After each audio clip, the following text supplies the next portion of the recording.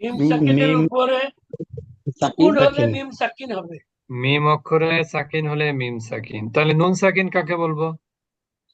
নুন নুন নুনের অক্ষরে উপরে সাকিন হলে সুকুন হলে সাকিন হবে, নুন নুন সাকিন সাকিন। হবে। নুনের উপরে সুকুন হলে নুন সাকিন হবে, ঠিক না? তো জি এখন হুজুর। মিম কিন্তু শুধু মিমই ছিল নিয়ম, কিন্তু নুন সাকিনের ক্ষেত্রে কিন্তু একটু ভিন্নতা আছে। ভিন্নতা হলো, দেখেন তানবিনের মধ্যে আমরা কিসের উচ্চারণ পাই বলতে পারবেন? নুনের উচ্চারণ পাই। নুনের উচ্চারণ পাই, কিন্তু তানবিনের মধ্যে নুনের উচ্চারণ পাই। আমরা এখন দেখাবো যে কিভাবে আমরা নুনের উচ্চারণ পাই। যেমন দেখেন, মিম নুন জের কি হয়? মিন। মিম মিন। মিম, আবার মিম দুই জের এটা কি হয়? দুই মিন। এটাও এটা মিন, নুনের এটাও হয়। মিন। সাউন্ড কি ভিন্নতা আছে? সাউন্ডের কোনো, এটাও মিন এটাও মিন, ঠিক না? আবার দেখেন মিম নুন জবর মান, তাহলে মিম আলিফ দুই জবর কি হলো? মান। এটাও মান। মান না, মান। মিম আলিফ দুই জবর মান। মান। তো এই মান এই মান দুই মানের মধ্যে উচ্চারণগত কোনো পার্থক্য আছে? না। না হুজুর। নাই, নাই। ঠিক একইভাবে আমরা যদি বলি মুন, আবার যদি বলি মিম দুই পেশ মন, তো এই দুইটার মধ্যে সাউন্ড উচ্চারণগত কিন্তু কোনো পার্থক্য নাই। নাই। তো এই জন্য আমরা যেটা বলি সেটা হলো, মিম সাকিনের নিয়ম মিম সাকিন একটাই, কিন্তু নুন সাকিনের নিয়মের ক্ষেত্রে আমরা আবার চলে যাই নুন সাকিন ও তানভিনের নিয়ম। কোন দিকে যাই? তানভিন। তানভিন। কারণ তানভিনের মধ্যে আমরা কিসের উচ্চারণ পাই? নুন সাকিনের নুনের উচ্চারণ পাই। উচ্চারণ। এই জন্য এই নিয়মটা শুধু নুন সাকিন বললে ভুল হবে, বরং কি বলতে হবে? নুন সাকিন ও তানভিনের নিয়ম। মনে থাকবে? জি জি হুজুর। হুজুর। তানভিনটা কেন হলো মিম সবাই বুঝতে পারলেন তো? জি হুজুর। কারণ তানবিনের মধ্যে নুন সাকিনের উচ্চারণ আমরা পাই, এই জন্য তানবিন। এই নুন সাকিন ও তানবিনের নিয়ম কিন্তু চারটা। নুন সাকিন তানবিনের নিয়ম চারটা। চারটা। চারটা। তার মধ্যে গুন্না আছে, এরকম নিয়ম আছে, আবার গুন্না নাই এটাও আছে। এটা কিন্তু নুন সাকিনের নিয়মটা কিন্তু গুন্নার পার্ট। মিম সাকিন নুন সাকিন এগুলো নুন কিসের পার্ট? গুন্নার পার্ট। তাহলে নুন সাকিনের মধ্যে কিছু নিয়ম আছে গুন্না সহ পড়তে হয়, কিছু আছে গুন্না ছাড়া পড়তে হয়। তাহলে গুন্না সহ যেগুলো পড়তে হয় সেগুলো কি কি? ইকলাব, ইকলাব। ইদগম, আরেকটা হলো ইদগাম। ইকফা। ইকফা। তাহলে ইকলাব হলে গুন্না হবে, ইদগম হলে গুন্না হবে, ইকফা হলেও গুন্না হবে। গুন্না হবে। তার মানে যেটার নাম হবে ইকলাব সেটা গুন্না, যেটার নাম হবে ইদগম সেটা গুন্না, যেটার নাম হবে ইকফা সেটাও গুন্না। তাহলে গুন্না নাই কোথায়? ইজহারে। কোথায় গুন্না নাই? ইজহারে। আরে। যেমন দেখেন, আপনারা যদি মিম সাকিনটা ভালো করে শুনে থাকেন, তাহলে আমরা কিন্তু বলেছিলাম ইজহারে নাই গুন্না। আছে গুন্না ইজহারে? নাই নাই। হুজুর। নাই। নাই। মিম সাকিনের ইকফায় কিন্তু গুন্না ছিল, মিম সাকিনের পরে বা। জি হুজুর। মিম সাকিনের ইদগমেও কিন্তু গুন্না ছিল, মিম সাকিনের পরে মিম। জি হুজুর। তার মানে ইদগম গুন্না সহ, ইকফা গুন্না সহ, ইকলাব ইজহার গুন্না পাবে। সহ, আর ইজহারটা কোনো জায়গাতেই গুন্না হবে না, সেটা মিম সাকিন হোক অথবা নুন সাকিন হোক। এখানে ইজহারে কি হবে না? গুন্না। গুন্না হবে না। গুন্না হবে না। বুঝতে পেরেছেন সবাই? জি হুজুর। আচ্ছা, এখন আমরা চলে যাব নুন সাকিনের প্রথম নিয়ম। নুন সাকিনের প্রথম নিয়ম। নুন সাকিনের প্রথম নিয়ম কি বললাম? ইজহার। ইকলাব। না না, ইকলাব ইকলাব। হুজুর। না না, এখানে ইকলাব ঠিক আছে, আমি অন্য একটা কারণে আমরা ইজহারটা আগে পড়বো। তার কারণ আপনাদের মনে আছে মিম সাকিন আমরা পড়েছিলাম, কিন্তু গুন্না যে দুইটা আছে সেই দুইটা আগে পড়েছিলাম, মনে আছে? জি হ্যাঁ। হুজুর। জি জি হুজুর। জি। কিন্তু বা আর নুন মিম। হ্যাঁ হ্যাঁ, কিন্তু নুন সাকিনের ক্ষেত্রে আমরা কি করব? গুন্না যেখানে নাই সেটা আগে পড়বো, আচ্ছা বুঝেছেন? কারণ হচ্ছে গুন্নার থাকার সংখ্যাটা কি বেশি, বেশি বেশি আর গুন্না নাই এরম সংখ্যাটা কি কম, কম। ঠিক না? সবাই বুঝেছেন এবার আমার কথা? জি হুজুর। হুম হুম।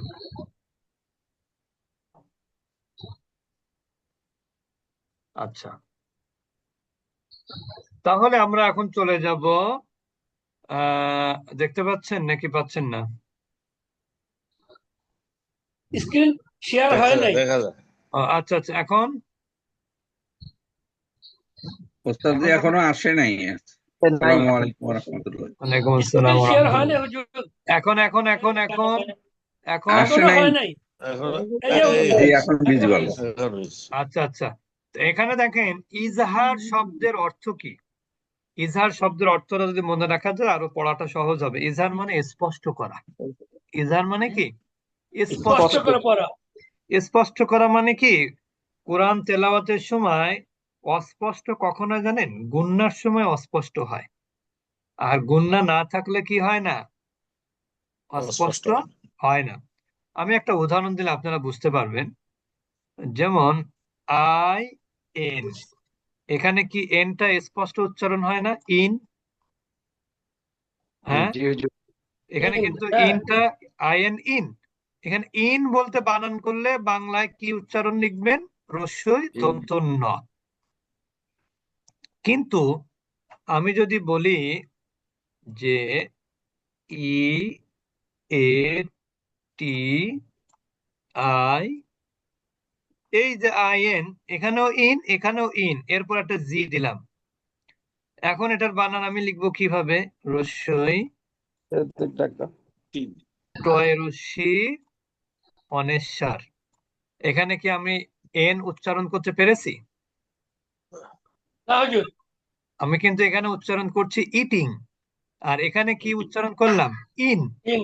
তার মানে এখানে কিন্তু দন্তন্য মানেই কিন্তু নুন। দন্তন্য মানেই কি? নুন। নুন। আর এখানে এন মানেও কিন্তু নুন ছিল, কিন্তু নুনটা উচ্চারণে আসতেছে না। কারণ কি? কারণ এখানে গুন্না আছে, এখানে গুন্না নাই। ব্যাপারটা বুঝেছেন এবার? ইনের মধ্যে গুন্না নাই, ওই জন্য এটা স্পষ্ট। আর এখানে গুন্না আছে, গুন্না মানে কিন্তু এই যে অনিশ্বার, গুন্না হওয়ার কারণে এখানে দন্তন্যটা অস্পষ্ট। বুঝেছেন স্পষ্ট আর অস্পষ্টের পার্থক্য? জি হুজুর। তাহলে এখানে ইজহারের অক্ষর হলো 6টি। এই 6টি অক্ষর হলো কণ্ঠনালীর অক্ষর। কণ্ঠনালী মানে যে অক্ষরগুলো গলা থেকে উচ্চারিত হয়। যেমন হামজা হা, আইন হা। হামজা আইন হ। হা, আইন হা, আগন আইন হা, গইন আইন হ। খ, খ গইন খ। তাহলে গইন এই খ যে 6টা অক্ষর হামজা হা গাইন হা গইন খ, এই 6টা অক্ষর কিসের? ইজহারের। এই 6টা অক্ষর কিসের? ইজহার। ইজহারের। এখন এই 6টা অক্ষর আসলে আসবে কোথায়? এই 6টা অক্ষর আসবে নুন সাকিনের পরে অথবা তানভীরের তানবিনের পরে। পরে। বুঝতে পেরেছেন? জি হুজুর। নুন সাকিনের পরে যদি এই 6টার কোনো একটা আসে, তাহলে ওই নুন সাকিনের নুনটাকে কি করতে হবে? স্পষ্ট করে পড়তে হবে। নুন সাকিনের পরে যদি ইজহারের অক্ষর আসে, তাহলে নুনটাকে কি করে পড়তে হবে? স্পষ্ট করে স্পষ্ট করে পড়তে হবে। পড়তে হবে। ঠিক একইভাবে তানবিনের পরে যদি এই 6টা আসে, সেই ক্ষেত্রেও তানবিনের স্পষ্ট করে মধ্যে যে পড়তে হবে। নুনটা আছে সেটাকে স্পষ্ট করে পড়তে হবে। বুঝতে পেরেছেন? জি হুজুর। হ্যাঁ। তাহলে নুন সাকিনের পরেও ইজহারের অক্ষর আসলে নুনটাকে গুণনা করতে হবে। আবার তানবিনের পরেও যদি ইজহারের অক্ষর আসে, তাহলেও তানবিনের মধ্যে যে নুন থাকে সেটাকেও স্পষ্ট করতে হবে। ক্লিয়ার? জি হুজুর। এবার আমরা একটু উদাহরণে যাব। যেমন দেখেন ইজহারের অক্ষর নুন সাকিনের পরে হামজা, আন, আমিনু। এখন আপনি আন আন বানান করলে কি লিখবো? আ দন্তন্য আন। এখানে কি দন্তন্য বা নুন স্পষ্ট না? স্পষ্ট। স্পষ্ট, এই জন্য এখানে গুণনা হচ্ছে না। আনহু, আনহু বানান কি? দন্তন্য হয় রস্যু আনহু, তাহলে এখানেও দন্তন্য স্পষ্ট, তার মানে গুণনা হচ্ছে না। এখানে নুন সাকিনের পর আইন, আন আমতা, এখানে নুন সাকিনের পর আইন, আইনটা আন আমতা বানান করলে আমরা কি লিখতেছি? দন্তন্য আমতা, তাই না? তার মানে এখানেও নুনটা কি স্পষ্ট, এখানেও নুনটা স্পষ্ট। এরপরে ওয়ান হাও, এখানে নুন সাকিনের পরে কি আছে? হা, এখানে নুনটা কি স্পষ্ট, যার জন্য গুণনা হচ্ছে না। মিন গয়রি, এখানে নুন সাকিনের পরে গয়ন, এখানেও নুনটা কি স্পষ্ট। মিন খাউফিন, এখানেও নুন সাকিনটা কি স্পষ্ট না? এর কোন জায়গাতে কি হবে না? গুণনা হবে না। আন আমিনু, সবাই বলেন। আমিন। আনহু, আনআম আনআমতা, আনআমতা আনআমতা, আনআমতা ওয়ানহার, ওয়ানহার ওয়ানহার, ওয়ানহার ওয়ানহার। ওয়ানহার হাটা একটু গলার মধ্য থেকে হবে, গলার মাঝখান থেকে। ওয়ানহার ওয়ানহার মিন গয়রি, মিন মিন গায়রি গয়রি, গায়রি মিন খাউফিন। মিন খাউফিন। আচ্ছা, এগুলো নুন সাকিনের পরে ইজহারের অক্ষর। এবার আমরা দেখবো তানবিনের পরে ইজহারের অক্ষর। এখানে দেখেন আযাবুন আলিম, তাহলে বুনের মধ্যে কি আছে? নুনের উচ্চারণ আছে না? জি নুহান, হান, হানের মধ্যেও কিন্তু নুনের উচ্চারণ আছে। নুহান হাদাইনা, এখানে হা। শাইইন আলিম, শাইইন, এখানেও কিন্তু নুনের উচ্চারণ আছে। গফুরুন হালিম, এখানে নুনের উচ্চারণ আছে, গুন্না নাই। আফুওয়ান গফুর, এখানে নুনের উচ্চারণ আছে। হাকিমিন খবির। তাহলে তানবিনের পরে ইজহারের অক্ষর আসলেও আপনার তানবিনটাকে স্পষ্ট করে পড়তে হবে, গুন্না করা যাবে না।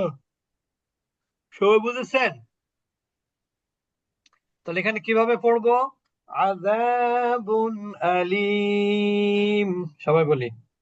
আযাবুন আলীম নূহান হাদাইনা,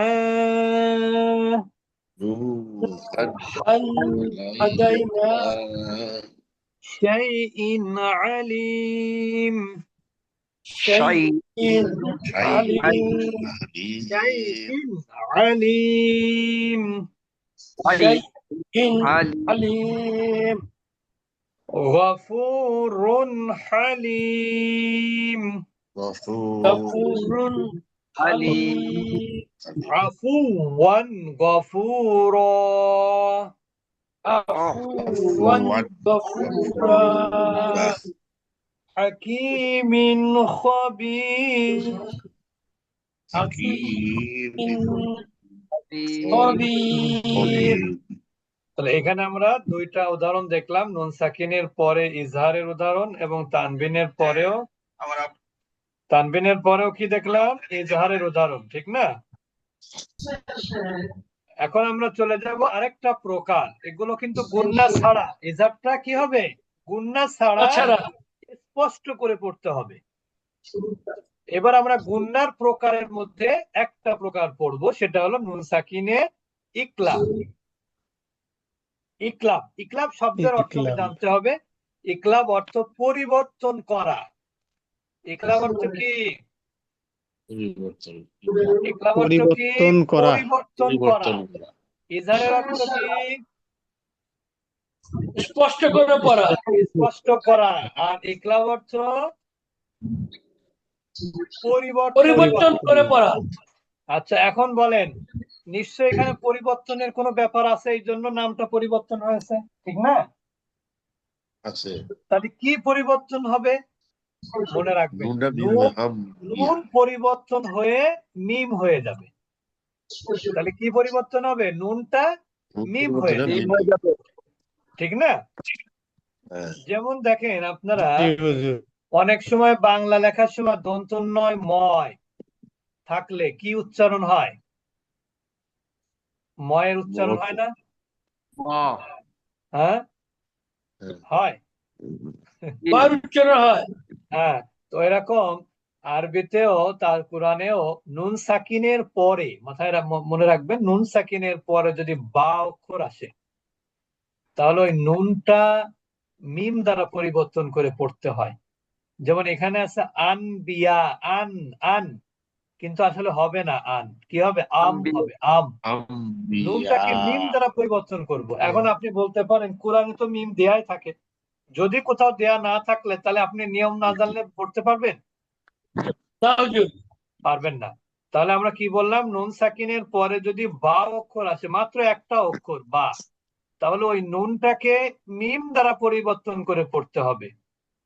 আর কোরআনের মধ্যে আসলে ছোট মিমটা দেয়াই থাকে। তো এরকম অনেক সময় দেখা যায় যেখানে আপনি কোরআনে মিম দেয়নি কিন্তু আপনি পড়ে যাচ্ছেন, কেন দেয়নি তার পরবর্তী শব্দের সাথে মিলাবে না, তাই আপনি পড়ে যাচ্ছেন। তাহলে কি করতে হবে? ওখানে ইকলাব হয়ে যাবে, নুনটা মিম হয়ে যাবে। তাহলে মিন বাদি কি হয়ে যাবে? মিম বাদি। এবং এখানে কিন্তু গুন্নাও হবে, পরিবর্তনও হবে, আবার কি হবে? গুন্নাও না হবে। হবে। তাহলে আমরা কিভাবে পড়বো? আম না বিয়া আ, সবাই বলি আম ইয়া, ইয়া এখানে গুন্না হবে কিন্তু আম, আম বিয়া আ, আম বিয়া আ, আম বিয়া আ, আম আম ইয়া, আ, মিম বাদি, মিন বাদি, মিম বাদি, বাদি, বাদি মিম মিম বলতে হবে, মিম মিম বাদি। বাদি, গেল সাকিনের পরে বা। এবার আমরা দেখব তানভিনের পরে যদি বা আসে, তানভিন, কারণ তানভিনের মধ্যে কি আছে লুকায়িত? নুন সাকিন আছে। নুন নুন সাকিন, তো এখানে আমরা কি বলবো? সোম মম বুকমুন। সুম মুম বুক প্রথম মুন, প্রথম সোমটা কিন্তু ওয়াজিব গুন্না, কারণ মিমের উপরে কি আছে? তাসদিদ। সোম মম বুকমুন। সুম মুন বুক মুন, বুক সোম মম বুকমুন। সুম মুম বুক মুন, خبير بصير. خبير بصير، ثم بكم ثم بكم خبير بصير. خبير بصير। তাহলে আমরা দুইটা নিয়ম পড়লাম, একটা হলো ইজহার, একটা কি ইকলাব। ইকলাব, ইজহার মানে ইকলাব। স্পষ্ট করা, ইকলাব মানে পরিবর্তন করা। ইজহার মানে কি? স্পষ্ট করা, ইজার মানে স্পষ্ট করে পড়া, অর্থাৎ গুণনা ইকলাব ছাড়া পড়া। পরিবর্তন করে পড়া। আর ইকলাব মানে পরিবর্তন করে গুণনা সহ পড়া। ইকলাব হচ্ছে পরিবর্তন করে গুণনা সহ পড়া, মনে থাকবে? জি হুজুর।